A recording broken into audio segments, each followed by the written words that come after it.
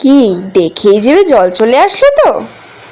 আচ্ছা, ইলিশ মাছের মাথা দিয়ে কচুর শাক তো অনেকেই খেয়েছো, কিন্তু মুগ ডাল দিয়ে কচুর শাক কে কে খেয়েছো আমাকে বলো তো।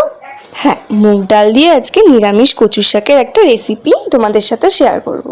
তার জন্য প্রথমেই কচুর শাকগুলোকে ভালো করে ধুয়ে সেদ্ধ করে নিয়ে জল ঝরিয়ে নিয়েছি।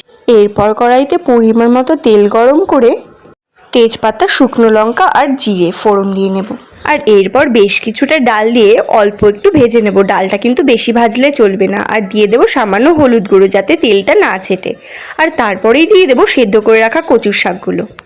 তার মধ্যে 3টে কাঁচা লঙ্কা চিড়ে দিয়ে দেবো, আর দিয়ে দেবো জিরে ধনে গুঁড়ো, আর দেবো স্বাদ মতো নুন মিষ্টি। আমি একটু মিষ্টি মিষ্টি খেতেই পছন্দ করি, তাই মিষ্টিটা একটু বেশিই দিয়েছি।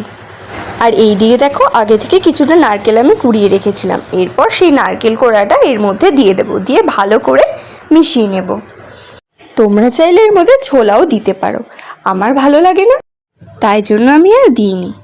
দেখো, কড়াই থেকে তেল কিন্তু ছেড়ে এসেছে। ব্যাস, আমাদের মুগ ডাল দিয়ে নিরামিষ কচু শাক একদম রেডি। এরপর গরম গরম ভাতের সাথে পরিবেশন করে দাও। এরকম এত টেস্টি টেস্টি রান্না হলো, ভাত কিন্তু একটু বেশিই লাগবে। এবার কমেন্টস করে চটপট জানিয়ে ফেলো তো কেমন লাগলো রেসিপিটা। ভালো লাগলে লাইক কমেন্ট শেয়ার করে পেজটা ফলো করে দিও। টাটা।